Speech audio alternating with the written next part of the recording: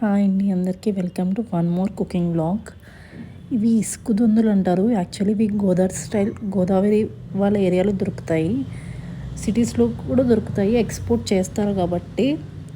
So that ఇవి ఎలా prepare చేసుకోవాలో నేను చూపిస్తున్నాను. ఒక బాణీ తీసుకుని అందులో కొంచెం ఆయిల్ ఎక్కువ వేసుకుని, ఫిష్ కర్రీకి ఎప్పుడూ సరే ఆయిల్ ఎక్కువ వేసుకుంటేనే మనం వన్స్ ఆన్ ఏ వైల్ వండుకుంటాం కాబట్టి పెద్ద హెల్త్కి ఏం ప్రాబ్లం రాదు. కొంచెం ఆయిల్ తీసుకుని కొంచెం ఒక 2 లిటిల్ బిట్ గసగసాలు వేసుకున్నాను. అవి నూనెలో బాగా వేగాలి అనమాట. వేగితే మంచి అరోమా వస్తుంది. అవి వేగిన తర్వాత నేను ఇట్లా ఒక 3 to 2 ఆనియన్స్ కొంచెం పెద్దవి పీసెస్ కింద కట్ చేసుకుని అవి గ్రైండ్ చేసుకున్నాను ఆనియన్ పేస్ట్ లాగా.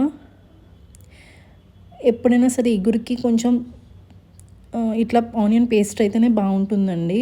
అవి నూనెలో బాగా వేగాలి, లైక్ చాలా గోల్డెన్ బ్రౌన్ కలర్లోకి వస్తే ఇగురికి మంచి టేస్ట్ వస్తుంది. లైట్ కొంచెం మాడినట్టు లైట్ బ్రౌనిష్ షేడ్లోకి రావాలి అవి. ఇవి ట్రై చేయండి, చాలా బాగుంటాయి. యాక్చువల్లీ నార్మల్ ఫిష్ కన్నా ఇవి కొంచెం టేస్ట్ ఉంటుంది. చాలా మెత్తగా ఉంటుంది ఫిష్, తింటుంటే ఇంకా తినాలనిపిస్తుంది. నేను ఇక్కడ కొంచెం సాల్ట్ వేసుకుంటున్నాను. అట్ ద సేమ్ టైం కొంచెం పసుపు. ఇవి బాగా కలపాలన్నమాట.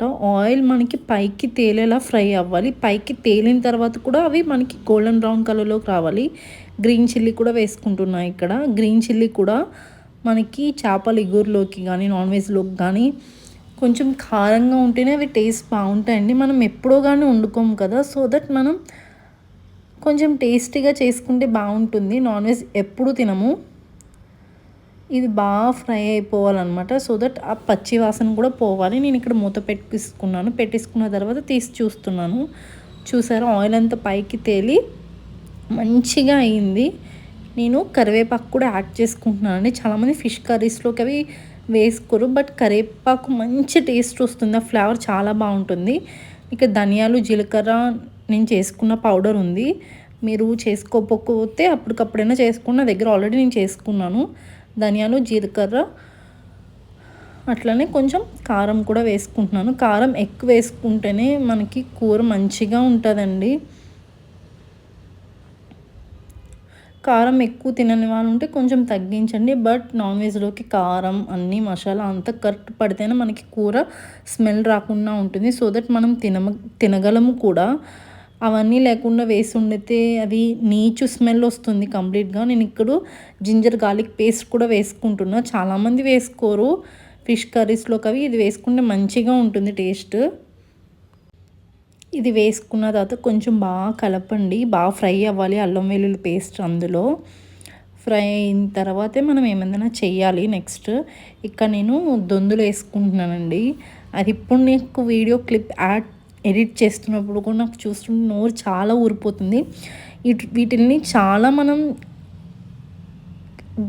చాలా మంచిగా హ్యాండిల్ చేయాలి. బికాస్ ఇవి ఇరిగిపోతాయి త్వరగా కుకింగ్ అయిపోతుంది, త్వరగా ఇరిగిపోతాయి కూడా. అందుకే మనం చాలా లైట్గా హ్యాండిల్ చేయాలి. ఇలా వేసుకుని కాసేపు మూత పెట్టేసుకోవాలి. మనం అసలు స్పూన్ వేయకూడదు, ఎందుకంటే ఆల్రెడీ ఫిష్ అనేది మనం చాలా మెల్లగా హ్యాండిల్ చేయాలి. అట్లాంటప్పుడు ఇవి దొందులు కాబట్టి ఇంకా మెత్తగా ఉంటాయి, ఇంకా స్మూత్గా ఉంటాయి. సో దట్ మనకి హ్యాండిల్ చేయడం చాలా కష్టం. ఇలా నేనే చాలా మెల్లగా అవన్నీ తిరిగేసాను. కొంచెం ఫ్రై అయిన తర్వాత కొంచెం వాటర్ యాడ్ చేసుకోండి. అస్సలు మీరు స్పూన్ కానీ అట్లా ఏం చేయొద్దు, జస్ట్ మూకుడినే కదిలించండి. నేను ఇక్కడ నాకు సరిపడా వాటర్ వేసుకుంటున్నాను. నాకు తిరగలే కన్సిస్టెన్సీని బట్టి నేను ఇట్లా చూపిస్తున్నాను కదా, అట్లానే కదుపుకోండి.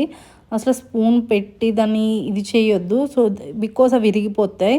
ఇక్కడ నేను మసాలా పౌడర్ కూడా వేసుకుంటున్నాను. మీ ఇష్టం, ఎక్కువ తినని వాళ్ళు ఉంటే తక్కువ యాడ్ చేసుకుని, నేను ఎంతో యాడ్ చేయలే, కొంచెమే యాడ్ చేశాను. నేను ఇక్కడ చూపిస్తున్నట్టే మీరు హ్యాండిల్ చేయండి, లేదంటే అవి త్వరగా ఇరిగిపోతాయి. మనం ఫిష్లా తింటేనే మనకి సాటిస్ఫాక్షన్ ఉంటుంది కదా. ముక్కలు అయిపోయి తిన్నది ఎంత తింటాము, టేస్ట్ అదే ఉంటుంది, బట్ తిన్నానన్న సాటిస్ఫాక్షన్ ఉండదు. ఇలాంటి పిచ్చి కోరికలు చాలామందికి ఉంటాయి. అంతే, దీన్ని ఇంట్లో మూత పెట్టేసుకొని ఒక 10 minutes వదిలేయండి. వదిలేసి నేను మూత తీసాను ఇక్కడ. చూసారా ఆ బబుల్స్ ఎట్లా వస్తున్నాయి. ఆ టెంపరేచర్ వచ్చే వరకు బాగా ఉడికించండి. ఆయిల్ పైకి తింద స్టవ్ కట్టేసి నేను మంచిగా అన్నం వేసుకుని ఆ కర్రీ వేసుకుని తిన్నాను.